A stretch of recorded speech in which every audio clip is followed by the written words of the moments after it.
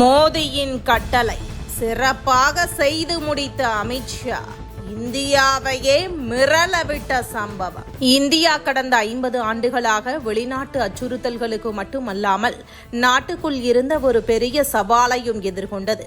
அதுதான் நக்சலிசம்.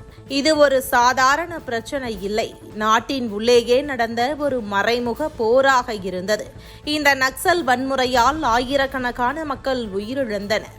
காவல்துறை வீரர்கள், அரசியல் தலைவர்கள், ஆசிரியர்கள், ஏழை தொழிலாளர்கள், பழங்குடியினர் இவர்கள் எல்லோரும் இந்த வன்முறையில் பலியாகினர். 2014க்கு முன்பு இந்த பிரச்சினைக்கு ஒரு தெளிவான தீர்வு இல்லை.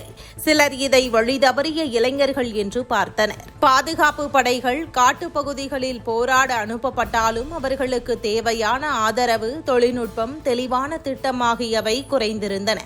இதனால் நாட்டின் பல பகுதிகள் ரெட் காரிடார் என்று அழைக்கப்பட்ட நிலையில் இருந்தது. அந்த பகுதிகளில் சாலை, மின்சாரம், மருத்துவம், கல்வி போன்ற அடிப்படை வசதிகள் கூட சரியாக இல்லை.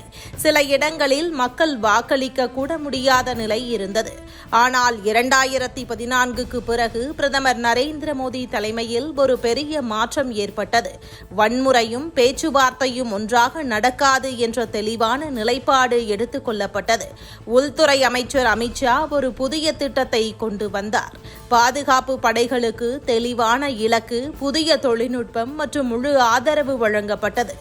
ட்ரோன் கண்காணிப்பு, நைட் விஷன், பலப்படுத்தப்பட்ட முகாம்கள் இவையெல்லாம் பயன்படுத்தப்பட்டன. நக்சல் பிரச்சனையை நேரடியாக எதிர்கொள்ளும் நடவடிக்கைகள் தீவிரமாக மேற்கொள்ளப்பட்டன. இதன் விளைவாக முன்பு அதிகமாக பாதிக்கப்பட்டிருந்த பல மாவட்டங்களில் இப்போது அமைதி திரும்பி வருகிறது. வன்முறை சம்பவங்கள் கணிசமாக குறைந்துள்ளன.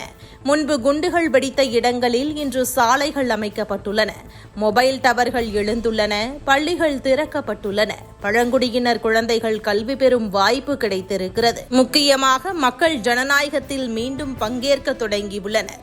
முன்பு வாக்களிக்க முடியாத கிராமங்களில் இன்று மக்கள் உற்சாகமாக வாக்களிக்கிறார்கள். பல ஆண்டுகளாக முடியாமல் இருந்த ஒரு பெரிய பிரச்சினைக்கு குறுகிய காலத்தில் தீர்வு காணும் முயற்சி இது.